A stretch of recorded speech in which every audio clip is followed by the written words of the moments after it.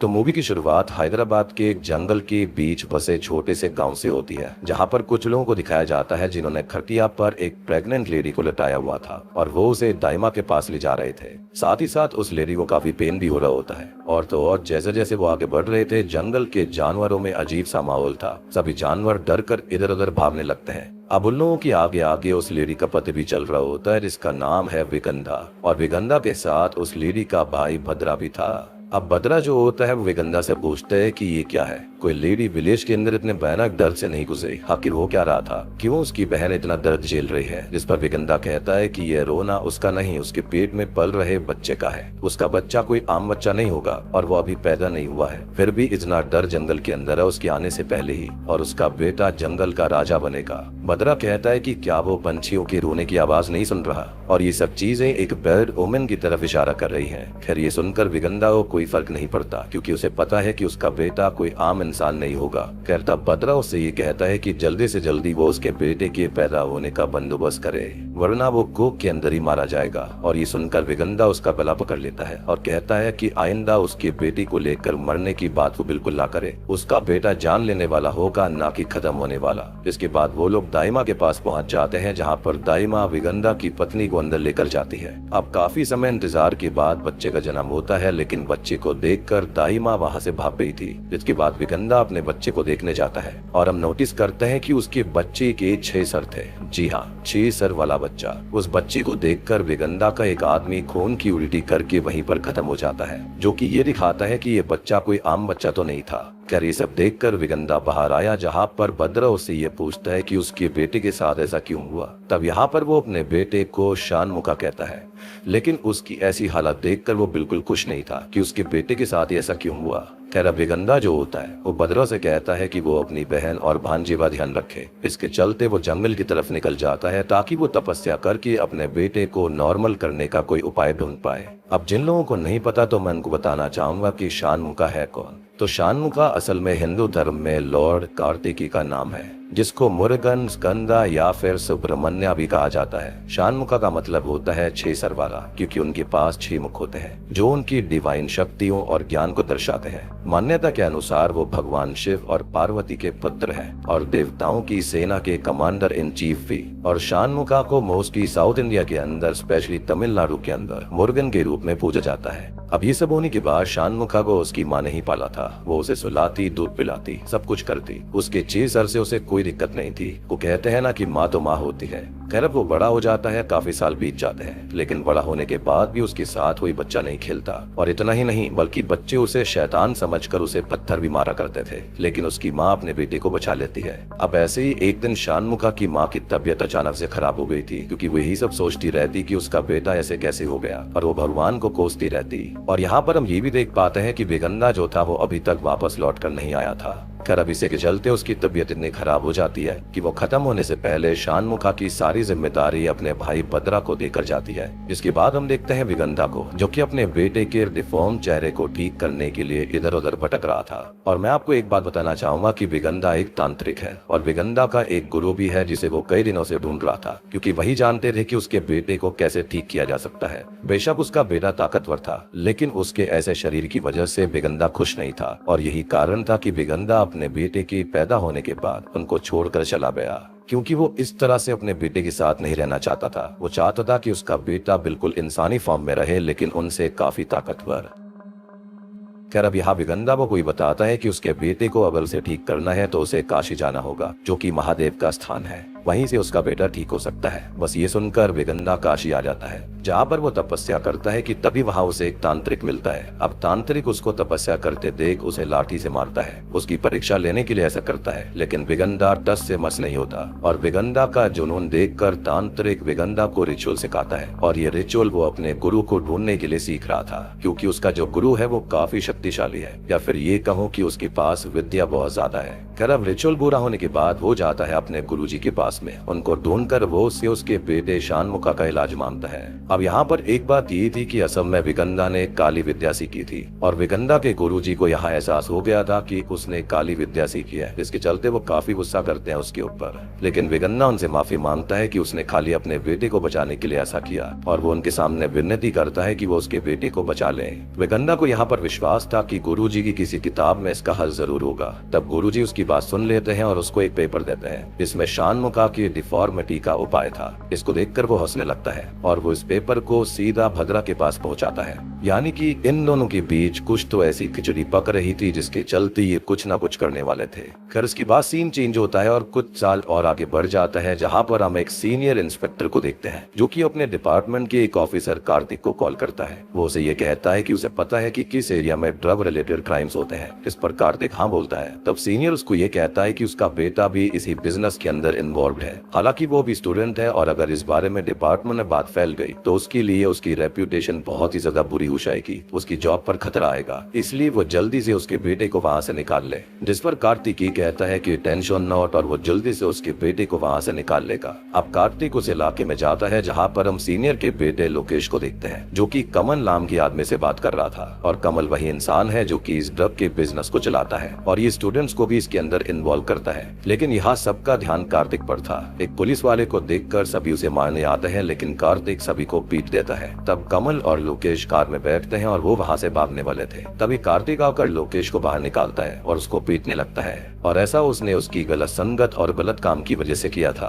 खैर वो कमल को मारने लगता है लेकिन कमल कार्तिक के पास की गन को लेकर उसे दूर रहने के लिए कहता है। अब कार्तिक उससे गन वापस मांगता है लेकिन वो शूट कर देता है, लेकिन बुलेट जाकर लोकेश को लग जाती है। हालांकि उसको ज्यादा चोट नहीं आती, वो मरता नहीं है। इसलिए कार्तिक कमल से दोबारा गन मांगने लगता है और तब कमल अपने आप पर ही गन तान कर वहाँ से कार में बैठकर निकल जाता है। अब कमल जो होता है वो जल्दी जल्दी में कार भगा रहा था और तेज बारिश भी हो रही थी जिसके चलते उसकी कार का एक्सीडेंट एक कार से हो जाता है। इसके बाद हम बैंगलोर की सीन को देखते हैं जहाँ पर हम एक यूनिवर्सिटी के अंदर सहरा नाम की लड़की को देखते हैं। सहरा जो होती है वो जर्नलिज्म की पढ़ाई कर रही थी। अब यहाँ पर सहरा को उसका प्रोफेसर अपने ऑफिस में बुलाता है जिसका नाम है प्रोफेसर मार्टिन। अब सहरा जल्दी से मार्टिन के ऑफिस में जाती है। वो उससे ये पूछता है कि उसका आखिरी दिन कॉलेज में कैसा था और यहाँ पर वो ऐसा इसलिए पूछ रहा था क्योंकि सहरा की एजुकेशन इस यूनिवर्सिटी से खत्म हो चुकी है लेकिन सहरा ने अभी तक अपना प्रोजेक्ट सबमिट नहीं किया है। इसलिए मार्टिन उसे कहता है कि उसे उसका प्रोजेक्ट सबमिट करना पड़ेगा। इस पर सहरा कहती है कि वो किसी चीज के ऊपर रिसर्च कर रही थी लेकिन वो फिनिश नहीं कर पाए, लेकिन वो अभी भी रिसर्च वाली स्टेज पर है। अब मार्टिन सहरा को उसका प्रोजेक्ट पूरा करने के लिए उसका हौसला बढ़ाता है और कहता है कि चीजें मिस्ट्री होती है क्योंकि उसमें हमेशा कुछ छुपा होता है। ऐसा लगता है कि जैसे इसे कोई खोज नहीं सकता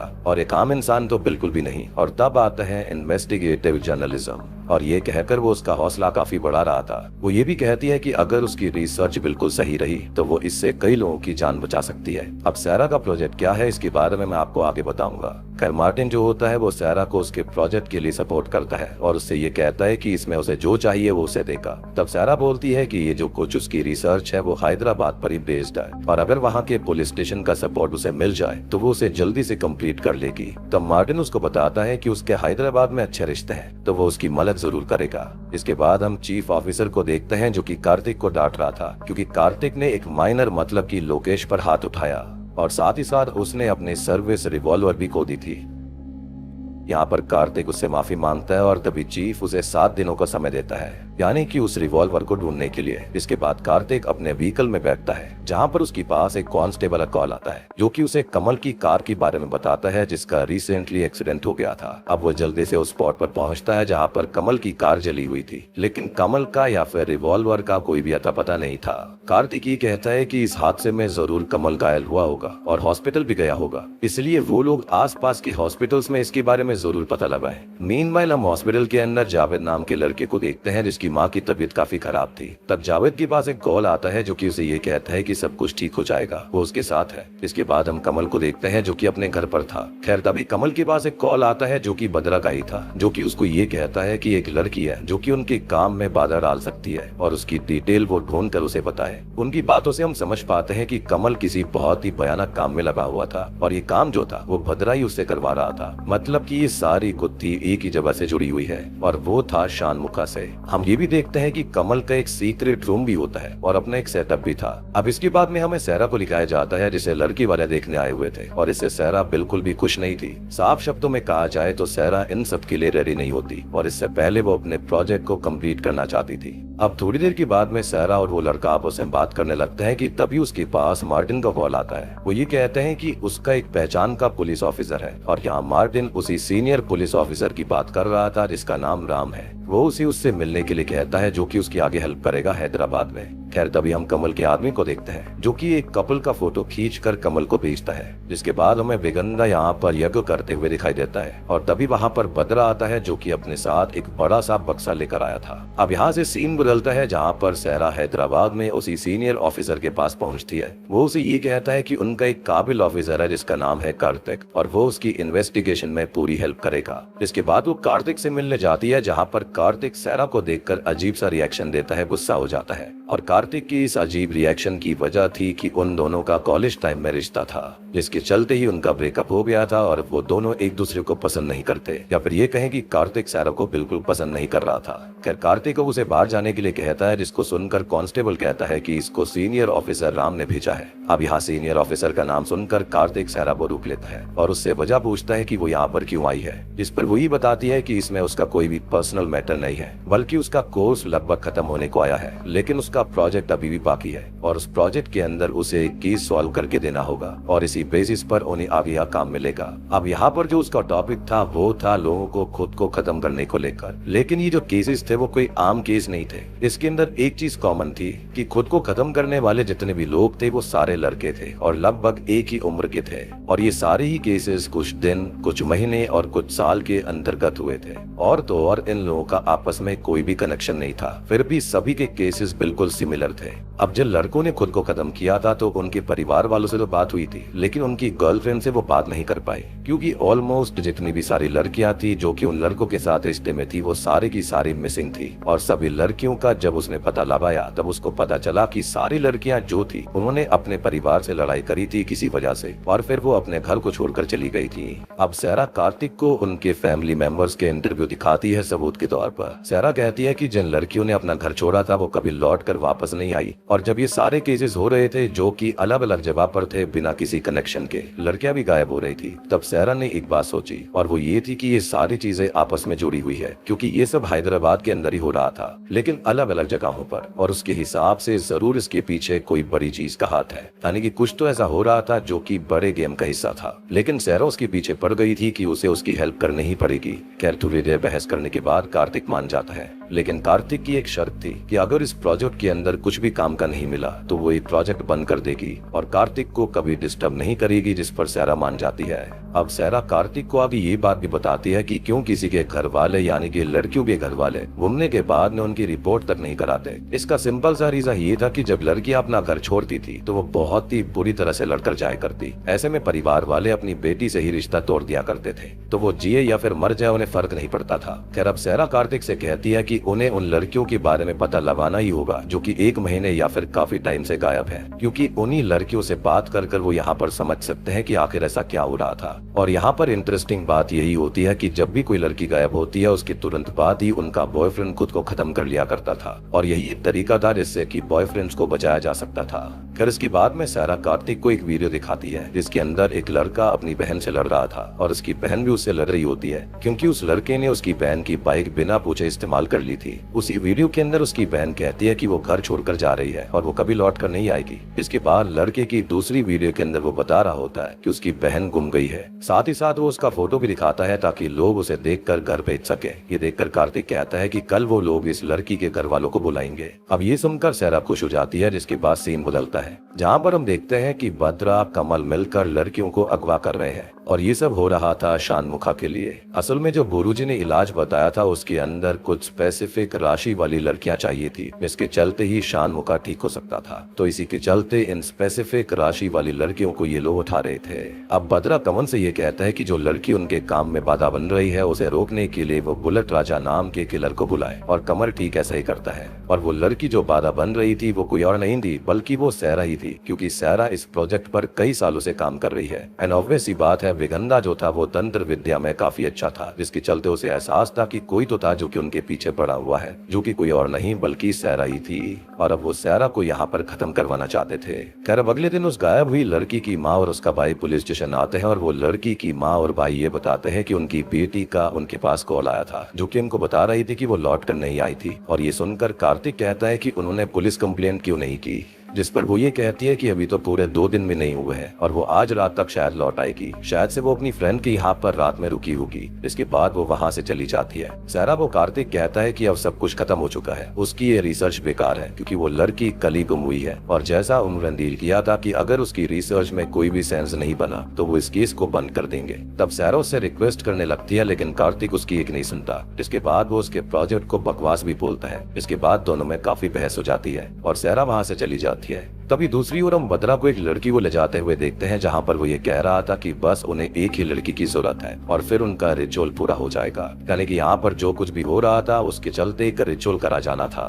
खैर अब इसके बाद कार्तिक अपने पुराने दिनों को याद करता है, जिससे हमको पता चलता है कि वो सहरा से कॉलेज टाइम पर मिला था, जहाँ पर दोनों के बीच में प्यार हुआ, लेकिन किसी वजह से वो प्यार आगे नहीं बढ़ पाया था। खैर अब कार्तिक सहरा को मनाने जाता है, जहाँ पर रेस्टोरेंट के अंदर वो बैठी हुई थी, लेकिन उसके साथ कोई और लड़का भी था, जिसको देखकर कार्तिक वहाँ से जाने लगता है। तब उसे एक दूसरा लड़का भी दिखाई देता है, जो कि सहरा और उसके साथ वाले लड़के की फोटो खींच रहा था। और ये लड़का वही जावेद है, जिसकी माँ एडमिट है हॉस्पिटल में। ये देखकर कार्तिक को लगता है कि ये चुपके से उनकी फोटो ले रहा है, तो इसलिए कार्तिक उसे पकड़ लेता है। तब उनकी आवाज सुनकर सहरा वहाँ पर आ जाती है। वो सहरा को बताता है कि ये बंदा उसकी फोटो ले रहा था। ये सुनकर सहरा ये कहती है कि उसे क्या मतलब है इससे, लेकिन कार्तिक जावेद को नहीं छोड़ता। और तब जावेद कहता है कि वो तो बस क्राउड की फोटो ले रहा था एक कंपटीशन के लिए, लेकिन कार्तिक उसे फिर भी नहीं छोड़ रहा था। तब सहरा उसे छोड़ने के लिए कहती है। तब कार्तिक उसे छोड़ देता है और सहरा ये कहती है कि अगर उसने फोटो खींची होती तो वो उससे डील करती, ना कि क्या वो उसका पीछा कर रहा था। और उनकी बातों के बीच ये सीन यहीं पर कट हो जाता है। इसके बाद हम पास्ट का सीन देख पाते हैं, जहाँ पर एक काली कार के अंदर एक आदमी एक लड़की को किडनैप करके ले जाने लगता है। अब वही पास ही में खड़ा हुआ एक आदमी उसको देख लेता है और वो पुलिस स्टेशन को कॉल करता है। इसके बाद पूरी टीम उस आदमी को ढूंढने लगती है, जिसके अंदर कार्तिक भी शामिल था, लेकिन उन्हें कुछ भी नहीं मिलता। इसके बाद हम वो सीन देखते हैं जब कमल को कार्तिक ने पकड़ने की कोशिश करी थी, और उसके बाद सीन चेंज होता है, जहाँ पर हम कमल को कार से भागता हुआ देखते हैं। और यहाँ पर हम ये देखते हैं कि कमल के साथ भी एक लड़की थी, जिसको वो किडनैप करके ले जा रहा था। लेकिन तभी बीच में वही ब्लैक कार आ जाती है, जिसे हमने थोड़ी देर पहले देखा,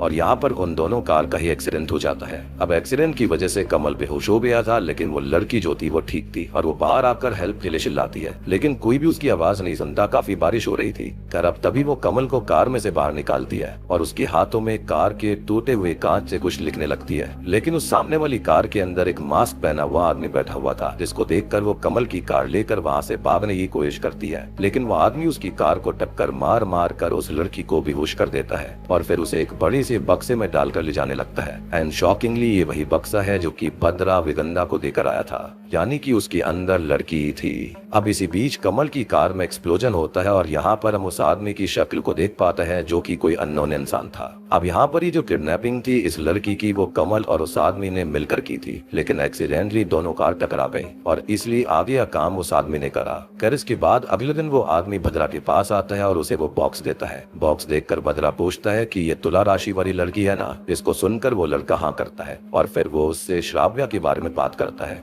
श्राव्या वही लड़की है जिसके भाई ने उसकी वीडियो बनाई थी, मतलब कि श्राव्या को भी किडनैप ही करा गया था और वो वापस नहीं लौटने वाली। लेकिन बद्रा उसे कुछ नहीं बोलता और वहाँ से चला जाता है, यानी कि उस बॉक्स को लेकर। अब इस बॉक्स को बद्रा विगंधा के पास लेकर आता है और उस बॉक्स के अंदर की लड़की को वो जंजीरों में बांध देता है। वो कहता है कि अब ये रिचुअल पूरा हो जाएगा और शानमुखा की डिफॉर्मिटी खत्म हो जाएगी, यानी कि स्पेसिफिक राशियों की लड़की को यहाँ पर लाकर ये शानमुखा को ठीक करने वाले थे।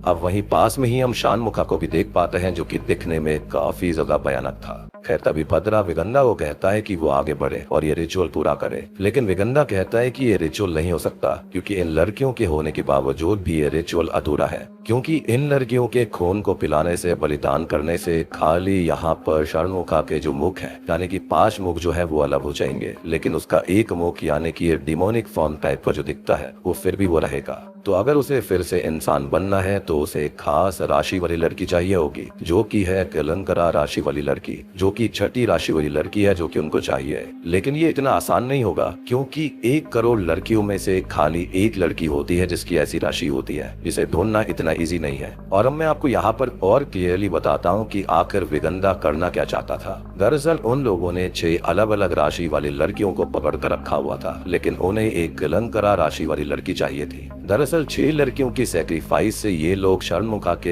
एक्स्ट्रा सर निकाल सकते हैं, लेकिन रहेगा तो फिर भी ऐसा ही अजीब सा यानी कि डिफॉर्म टाइप का। तो उसको फिर से इंसान बनाने के लिए, ठीक करने के लिए उनको चाहिए होगी कलंकरा राशि वाली लड़की, और उसे उनको ढूंढना ही होगा, वरना उनका ये रिचुअल बर्बाद हो जाएगा। तभी दूसरी ओर हम कार्तिक को देखते हैं जिसके पास सारा का कॉल आता है और वो ये कहती है कि उसे उसके प्रोजेक्ट के लिए कुछ मिल गया है, यानी कि सबूत मिला है और इसलिए वो जल्दी उसके पास आ जाए। ये सुनकर कार्तिक उसके पास जाता है जहाँ पर वो जावेद भी था जिसे कार्तिक ने पकड़ कर रखा था। यहाँ पर कार्तिक उसे दोबारा देखकर गुस्सा हो जाता है, लेकिन सारा आकर ये कहती है कि उसी ने उसे हायर किया है। कर यहाँ पर वो उसे अंदर ले जाती है जहाँ पर और भी लोग थे। वो उसे सारी बातें बताती है। वो कहती है कि श्राव्या अभी तक नहीं मिली है और उसको पता चला है कि उस लड़की का बॉयफ्रेंड भी था जिसका नाम श्रीकांत है, यानी कि घर वालों ने झूठ बोला और श्रीकांत भी कहीं मिसिंग हो रखा है, या फिर ये कहा जा सकता है कि उसके घर वालों को पता ही नहीं था कि उसका बॉयफ्रेंड भी है। और शॉकिंगली आपको मैं यही बताना चाहूंगा कि जिस आदमी ने बॉक्स में भरकर एक लड़की को भद्रा को दिया था वो खुद श्रीकांत था, लेकिन वो ऐसा क्यों कर रहा था इसके बारे में अभी हमको नहीं पता। खैर यहाँ पर सारा बताती है कि उसको श्राव्या और श्रीकांत की फोटोज मिले हैं सोशल मीडिया से, और अगर वो किसी तरह श्रीकांत को ढूंढ ले तो वो श्राव्या तक पहुंच सकते हैं, लेकिन उसके लिए उन्हें श्रीकांत के घर का एड्रेस पता करना पड़ेगा। लेकिन उनको एड्रेस ऑलरेडी मिल चुका था और तब वो जल्दी से उसके फ्लैट तक पहुंचते हैं, लेकिन वहां से उन्हें श्रीकांत नहीं मिलता, फ्लैट पे ताला लगा हुआ था। तब वो लोग आसपास पूछताछ करते हैं। खैर तभी दूसरी ओर भद्रा कमल को कॉल करके कहता है कि वो लड़की यानी कि सहरा फिर से काम में बाधा डाल रही है, जल्दी से उसका कुछ करना होगा या फिर वो बुलेट राजा किलर से उसे खत्म करवा दे। तभी हम जावेद को देखते हैं जो कि कमल के साथ मिला हुआ था और वो उसे सहरा के बारे में सब कुछ बता देता है, और यहाँ ये सब कुछ वो पैसों के लिए कर रहा था ताकि वो अपनी माँ का इलाज करवा सके। अब इस बात से अनजान सहरा कार्तिक और बाकी दूसरे लोगों से पूछताछ करने लगते हैं और यहाँ पर उनको एक बहुत बड़ी बात पता चलती है, जहाँ पर सभी बताते हैं कि श्राव्या श्रीकांत की गर्लफ्रेंड नहीं थी बल्कि कौशिक नाम की लड़की की गर्लफ्रेंड है। और ये सुनकर तो सभी हैरान रह गए थे। अब यहाँ पर पूरा सीन लव ट्रायंगल वाला बन गया था, जहाँ पर कौशिक और श्रीकांत दोनों ही उसके बॉयफ्रेंड थे। वो लोग बताते हैं कि श्रीकांत और कौशिक में श्राव्या को लेकर लड़ाई भी हुई थी, और पूरी बात क्या थी तो वो उनको AR नगर के पुलिस स्टेशन से जाकर पता चलेगी, क्योंकि वो केस वहीं पर गया था। इसके बाद ये लोग वहाँ पर थाने जाते हैं, जहाँ का इंस्पेक्टर मोहन उनको सारी बातें बताता है। वो बोलता है कि उन दोनों में लड़ाई हुई थी और वो लड़ाई लड़की की वजह से हुई थी। दरअसल कौशिक श्राव्या से प्यार करता था, लेकिन उसे पता चला कि श्रीकांत श्राव्या को हैरेस कर रहा है। लेकिन कौशिक को जब इस चीज के बारे में पता चला तब वो उसे मारने गया और उनमें लड़ाई हुई। इसके बाद वो थाने आए, लेकिन मोहन ने उन पर कोई भी केस नहीं किया क्योंकि वो दोनों ही स्टूडेंट्स थे। और तभी सहरा के साथ वाली लड़की ये कहती है कि श्राव्या कौशिक से प्यार करती थी। तो ये सुनकर मोहन पूछता है कि उसे कैसे पता। इस पर वो कहती है कि वो उसकी फ्रेंड है और कौशिक उसका सीनियर था। अब यहाँ पर काफी कंफ्यूजन हो गई थी कि कौन किससे प्यार करता था और कौन किसका बॉयफ्रेंड था, गर्लफ्रेंड थी।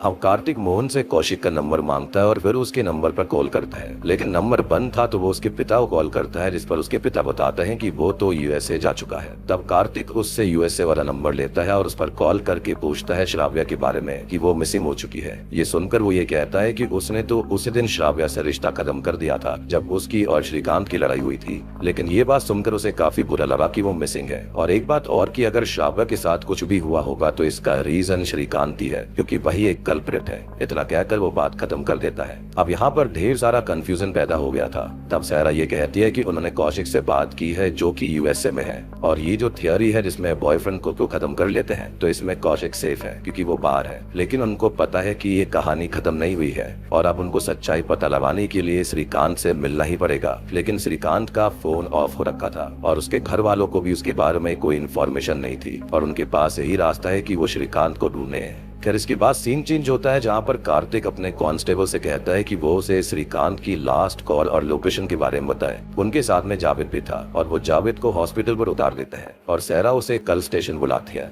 अब दूसरी ओर हम कमल को देखते हैं जो कि बुलेट राजा से सहरा को मार देने के लिए बोलता है। इसके बाद हम देखते हैं कांस्टेबल को जिसके पास एक फाइल आती है जो कि वर्षा नाम की लड़की की थी। वर्षा वही लड़की थी जिसे कमल ने किडनैप किया था। दरअसल जिस समय वो लड़की मतलब कि वर्षा कमल के हाथों पर कुछ लिख रही थी वो दरअसल उसी के नंबर थे। और उन लोगों को कैसे पता कि कमल के हाथों पर कुछ लिखा हुआ है, तो ये बात उन्हें हॉस्पिटल वालों ने बताई होगी। कर ये बात वो कार्तिक को बता देता है। तब कार्तिक बिना टाइम वेस्ट किए कमल के अड्डे पर जाता है, ये सोचकर कि उसे वहाँ पर कमल मिल जाएगा। और लकीली उसे कमल वहाँ मिल जाता है, लेकिन दूसरे गुंडे कार्तिक पर हमला कर देते हैं और लड़ाई के बीच कमल दोबारा भागने लगता है। जिसके बाद हम सहरा और कार्तिक को साथ में देखते हैं जहाँ पर कार्तिक सहरा से वर्षा के फोटो के बारे में पूछता है, लेकिन सहरा उसे नहीं जानती थी। अब हम देखते हैं कि वो हिटमैन बुलेट राजा भी उनके पीछे था सहरा को खत्म करने के लिए। खैर अब यहाँ वो सहरा को घर छोड़ देता है, लेकिन सहरा उसे अपने घर पर बुलाती है। इसके बाद कार्तिक उसके घर पर उसके साथ था, जहाँ कार्तिक से वो माफी मांगती है क्योंकि पास्ट में कार्तिक और वो रिलेशनशिप में थे और एक दिन अचानक से सहरा ने ब्रेकअप कर लिया। पर यही कारण था कि कार्तिक उससे इतना चिढ़ रहा था।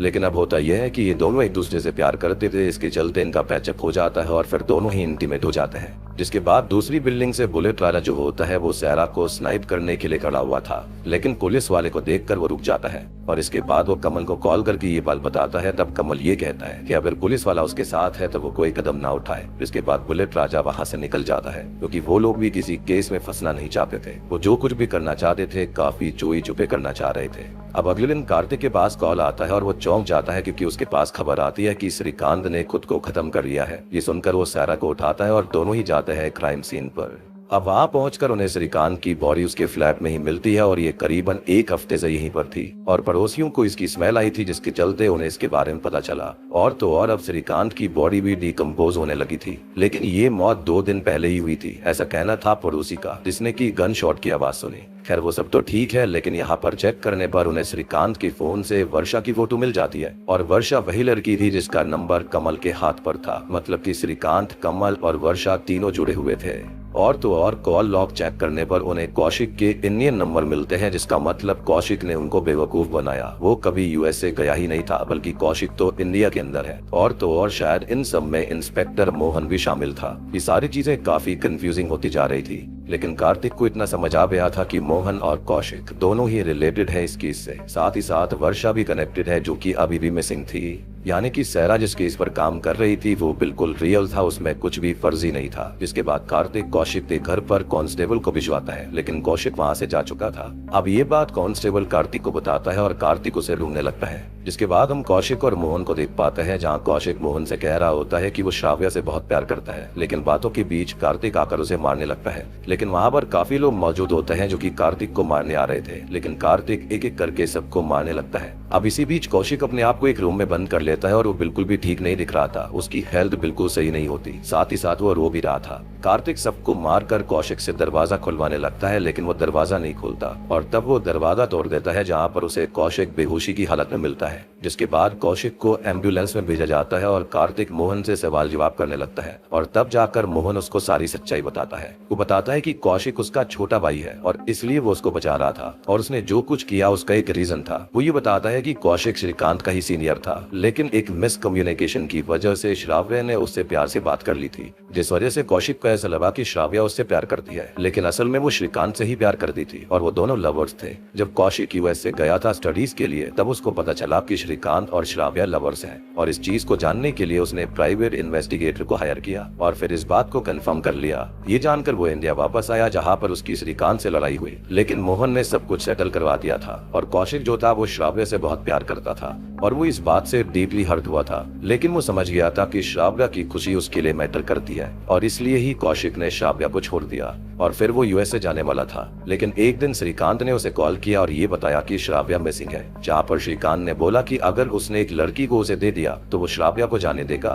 जो कि असल में सामने वाले के कब्जे में थी। और श्रीकांत ने कौशिक को कॉल किया था ताकि वो उसे उस लड़की का फोटो भेज सके जिसकी नीड थी और श्रीकांत के डेस्क पर उस लड़की की फोटो भी थी जिसको किडनैप करना था। अब इस बात से वो काफी कंफ्यूज हो गया था। फिर इसके बाद कौशिक ने वो फोटो उसको भेज दी थी, लेकिन बाद में श्रीकांत का कॉल उसके पास आया, जहाँ उसने उसे ये कहा कि कि वो श्राव्या से अगर प्यार करता है तो वो बाहर ना आए। जब तक श्राव्या खतरे से बाहर नहीं आ जाती उसे अंडरग्राउंड रहना पड़ेगा, क्योंकि अगर वो बाहर आएगा तो उसे भी उसी तरह से खत्म होना होगा। और यही चीज श्रीकांत के साथ हुई। श्रीकांत को वो लोग शायद धमकी दे रहे थे या फिर वो गिल्ट में था। अगर उन लोगों को पता चल जाता कौशिक के बारे में तो वो उसको भी खत्म कर देते, यानी कि श्रीकांत उतना बुरा नहीं था। खैर यहाँ पर वो कौशिक से बुरे काम करवा सके श्राव्या के बदले में, इसलिए श्रीकांत ने उसे अंदर छुपे रहने के लिए कहा था। और उनकी बात होने के बाद श्रीकांत खुद को ही गोली मारकर खत्म कर देता है। असल में यही हुआ था। खैर अब यहाँ पर सीन बिल्कुल साफ था, और अगर आपको अभी तक समझ में नहीं आया कि यहाँ पर हो क्या रहा था तो मैं आपको क्लियरली बताता हूँ। असल में जो भद्रा था वो ये सारा काम करवा रहा था। अब इन सब में कुछ लोग शामिल थे जो कि लड़कियों की राशि पता लगाते और फिर कमल को बताया करते।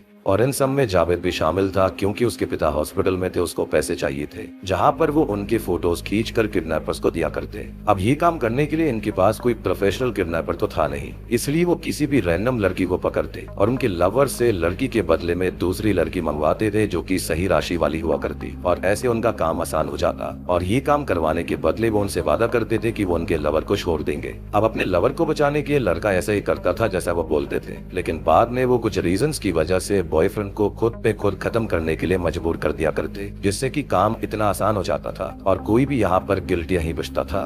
सिंपल सी बात है, यहाँ पर बॉयफ्रेंड जो किडनैप करा करता था सब उसको ही यहाँ पर कल्प्रिट समझा करते, और जब पुलिस वहाँ पहुँचती थी सबको लगता था कि उसने खुद को ही खत्म कर लिया, जिसके बाद में केस ही वहीं पर खत्म हो जाया करता था। तो इसके चलते भद्रा या फिर विगंधा का नाम कभी सामने आया ही नहीं। सो आई होप कि अब आपको सीन पूरा समझ में आ गया होगा कि आखिर यहाँ चल क्या रहा था। बेसिकली रिचुअल के लिए लड़कियां चाहिए थी। अब तभी हम उस बुलेट राजा को देखते हैं जो कि कमल को बताता है कि उसे कलंकरा राशि वाली लड़की मिल गई है, और वो उसकी डिटेल्स देता है। अब बुलेट राजा कमल से एक्स्ट्रा पैसे मांगता है, लेकिन वो उसे एक्स्ट्रा पैसे देने की बजाय मार देता है, और ऐसा करने के लिए उसे भद्रा नहीं कहा था। तो अब आपको यहाँ पर वो वर्षा और श्राव्या वाला सीन समझ में आया होगा कि वो किसी भी एक लवर को यहाँ पर किडनैप कर लिया करते थे, जिसके बदले में वो वर्षा को यहाँ पर चाहते थे, क्योंकि वही एग्जैक्ट राशि वाली लड़की थी, और इसी के चलते यहाँ पर ये सब हो रहा था। सिंपल सी बात है कि किसी भी लवर की गर्लफ्रेंड को उठा लो और गर्लफ्रेंड के बॉयफ्रेंड को फिर बोलो कि वो उस लड़की को किडनैप करे, तभी उसकी गर्लफ्रेंड को छोड़ा जाएगा। तो यहाँ पर यही चीज चल रही थी। खैर अब एक दिन कार्तिक कमल को ढूंढ लेता है और उससे सब कुछ उगलवाने लगता है। तब कमल उसे सारी बात बताता है विगंधा के बारे में और षणमुखा के बारे में। वो बताता है कि विगंधा अपने बेटे षणमुखा को एक खूबसूरत नॉर्मल इंसान बनाना चाहता है, और इसलिए वो ये सब कर रहा है, लेकिन उसके लिए उसे कलंकरा राशि वाली लड़की चाहिए जो कि उसे मिल गई है, और वो लड़की कोई और नहीं बल्कि सैरा खुद है। और सैरा को बहुत ही जल्दी अगवा कर लिया जाएगा ताकि उसका सेक्रीफाइस देखकर रिचुअल पूरा हो सके। वो उसे बताता है कि पहले वो सैरा को मारने वाले थे, लेकिन फिर उनको पता चला कि सैरा ही कलंकरा राशि वाली लड़की है। अब ये सुनकर कार्तिक गुस्से से भर जाता है, और तभी कमल के पास भद्रा का कॉल आता है। कार्तिक कहता है कि वो कॉल उठाए। तब वो कॉल उठाता है, जहाँ पर भद्रा कहता है कि वो कार्तिक के हाथों से वो पवित्र धावा निकाल गए जो कि बना हुआ था, जिसके बाद वो उसे वश में कर पाएंगे। यानी कि अब आपको ये बात समझ में आई होगी कि यहाँ पर जो बॉयफ्रेंड्स हुआ करते थे वो खुद को कैसे खत्म कर रहे थे। बेसिकली यहाँ विगंधा उनको अपने कब्जे में कर लिया करता था। कार्तिक को भी अपने कब्जे में करने की कोशिश करी गई थी, लेकिन इस पवित्र धावे की वजह से ऐसा नहीं हो पाया। खैर फोन कट होने पर कार्तिक पूछता है कि किसका कॉल था और वो क्या कह रहा था, जिस पर कमल बताता है कि वो कॉल विगंधा के आदमी का था, और वो लोग बढ़ रहे हैं कलंकरा राशि वाली लड़की मतलब सैरा को पकड़ने के लिए। और ये सुनकर कार्तिक जल्दी से वहां से निकलने लगता है, लेकिन जाने से पहले कमल ने उसके हाथों से वो धावा निकाल लिया था, जिसके बाद वहां भद्रा आकर कमल को ही स्टैप कर देता है, क्योंकि वो सारे सबूत साफ कर रहा था। खैर थोड़ी देर में कार्तिक सैरा के पास पहुंचता है, जहां पर वो बताता है कि वो खतरे में है और वो उसे अपने साथ ले जाने लगता है। लेकिन दूसरी ओर विगंधा रिचुअल करके कार्तिक को अपने वश में कर चुका था, और आपको याद हुआ कि श्रीकांत की आंखें भी ऐसे ही नीली हो गई थी, यानी कि वो भी विगंधा के वश में था। और अब तक के जितने विक्टिम्स थे उन सभी के साथ में यही हुआ था। अब वश में होने के बाद कार्तिक सैरा को भद्रा के हवाले कर देता है, और भद्रा उसे ऑर्डर्स देता है कि वो रखवाली के लिए यहीं पर रुके। खैर अब वो सैरा को ले जाता है जहां पर रिचुअल चल रहा था, और वहां पर कई तांत्रिक भी मौजूद थे। वहीं पर षणमुखा भी बैठा हुआ था, जिसे देखकर सैरा डर जाती है। इसी बीच रिचुअल के अंदर वो सारी किडनैप हुई लड़कियां भी थी, जिनके खून को वो एक प्याले में डालता है और षणमुखा को पिला देता है। इसके बाद षणमुखा के सारे सर गिर जाते हैं और एक ही सर रह गया था। हम देखते हैं कि जितनी भी लड़कियां किडनैप हुई थी वो सारी पजल्ड होकर ज़ॉम्बीज की तरह बन गई थी। खैर अब आखिरी स्टेप करना था और वो था सहरा का सेक्रीफाइस। लेकिन इससे पहले ही कार्तिक आकर रिचुअल में बाधा डाल देता है, लेकिन वो तो पजेस्ड हो गया था राइट। तो दोस्तों हुआ ये था कि कमल जो था वो जिंदा बच गया था और अब भद्रा से बदला लेने के लिए वो यहाँ पर कार्तिक को होश में ले आता है। उसने वो पवित्र धागा वापस से बांध दिया था और उसे उसकी गन भी उसने वापस कर दी थी। अब तभी कार्तिक विदन्ना को रोकने लगता है और यहाँ पर दोनों के बीच फाइट होती है। इसी बीच विदन्ना कार्तिक को कसकर पकड़ लेता है और वो भद्रा को जल्दी से सहरा को सेक्रीफाइस करने के लिए कहता है। इसके बाद भद्रा सहरा की तरफ बढ़ रहा था, लेकिन कार्तिक फ्री होकर उसे गोली मार देता है, जिससे कि मौके पर उसकी मौत हो जाती है और वो गन विगन्ना पर तान देता है। तब विगन्ना कहता है कि वो उसके बेटे की डिफॉर्मिटी को सही करके षणमुखा बनाना चाहता है और अब यहाँ पर वो रेफरेंस दे रहा था भगवान का, जो कि काफी ज्यादा खूबसूरत है। लेकिन उसका बेटा जो था वो डिफॉर्म्ड हो गया था और इसी चीज को वो सही करना चाहता था। तब कार्तिक कहता है कि वो क्या समझता है, लोगों को मारकर ये ठीक करके सब कुछ सही हो जाएगा। इस दुनिया में कई बच्चे हैं जो कि डिफॉर्मिटी के साथ पैदा होते हैं। इसका मतलब ये नहीं है कि उनके माता पिता लोगों को मारते फिरे, बल्कि उनके माता पिता अपने बच्चे को वैसे ही रूप में अपनाते हैं। उसका बेटा अगर 6 सरों के साथ पैदा हुआ था तब उसने उसका नाम षणमुखा रखा था, लेकिन उसने इसके बेटे को षणमुखा का अवतार मानकर क्यों नहीं पाला और उसका ध्यान क्यों नहीं रखा? क्योंकि खूबसूरती दिल से होती है, ना कि शक्ल से। फिर उसकी इन बातों के बीच में विगन्ना उस पर वार कर देता है और उसका धागा भी खोल देता है और वो दोबारा वश में हो गया था। इसके बाद विगन्ना सारी लड़कियां जो कि पजेस्ड हो गई थी उन सबको कार्तिक के ऊपर हमला करवा देता है और खुद सहरा का थोड़ा सा गला काट देता है ताकि खून उसका आ जाए और उसका खून वो षणमुखा को पिलाने वाला था। लेकिन ये जो खून होता है ना सहरा का, वो तुरंत ही कार्तिक के ऊपर गिर जाता है, जिसकी वजह से नॉर्मल हो गया था। और उसके बाद जो वहाँ लड़कियां होती है ना, वो भी गिरकर बेहोश हो जाती है। ऑब्वियस सी बात है कि सहरा एक खास राशि वाली लड़की थी, तो उसका खून काफी शक्तिशाली था। खैर अब कार्तिक जो होता है वो एक त्रिशूल उठाकर विगन्ना को मार डालता है और ये देखकर सारे तांत्रिक भागने लगते हैं, जिनके ऊपर कार्तिक गोली चला देता है और इसी बीच पुलिस भी वहाँ पर आ गई थी। खैर अब वो जल्दी सहरा को बचा लेते हैं, हॉस्पिटल ले जाते हैं। इसके बाद कार्तिक षणमुखा को कहता है कि वो उसका ध्यान रखेगा, जहाँ पर कोई भी उसे कुछ नहीं कहेगा, क्योंकि षणमुखा की इसमें कोई गलती नहीं थी। लेकिन षणमुखा ये कहता है कि उसने उसके पिता, मामा और माँ को खो दिया है और अब उसका कोई भी नहीं बचा और वही कारण है इन सभी लड़कियों की मौतों का भी, और इस सेल्फिश दुनिया में वो बिल्कुल भी नहीं रहना चाहता। इसके बाद षणमुखा जो होता है वो खुद को ही आग में डाल देता है, जिससे कि वो खत्म हो जाता है। लेकिन वहीं पर षणमुखा भगवान कार्तिक को दर्शन देते हैं, जिसका मतलब साफ था कि हाँ, षणमुखा जो था वो यहाँ षणमुखा भगवान का ही एक अवतार था और वो उसको आशीर्वाद भी देते हैं।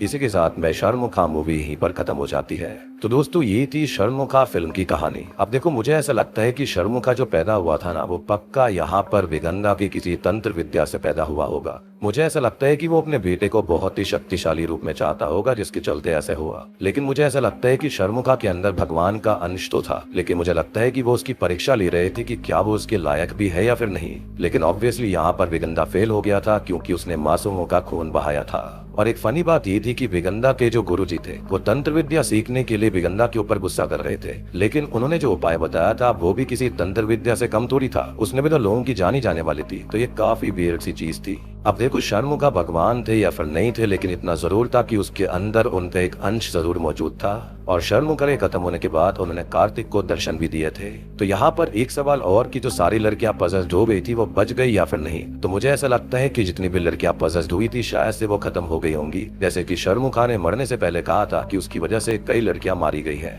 तो आई बिलीव कि जिन लड़कियों को यहाँ किडनैप करा जाता था और उसके बदले दूसरी प्रॉपर राशि वाली लड़की मानी जाती थी, तो मुझे ऐसा लगता है कि भद्रा ने जो कुछ भी किया था तो वो ये कर रहा था कि वो एक लड़की के बदले दूसरी लड़की चाहता था उसके बॉयफ्रेंड से। तो आई बिलीव कि उसने पहली लड़की को भी खत्म कर दिया होगा ताकि कोई भी प्रूफ यहाँ पर ना बचे, और श्राव्या भी उनमें से ही एक होगी।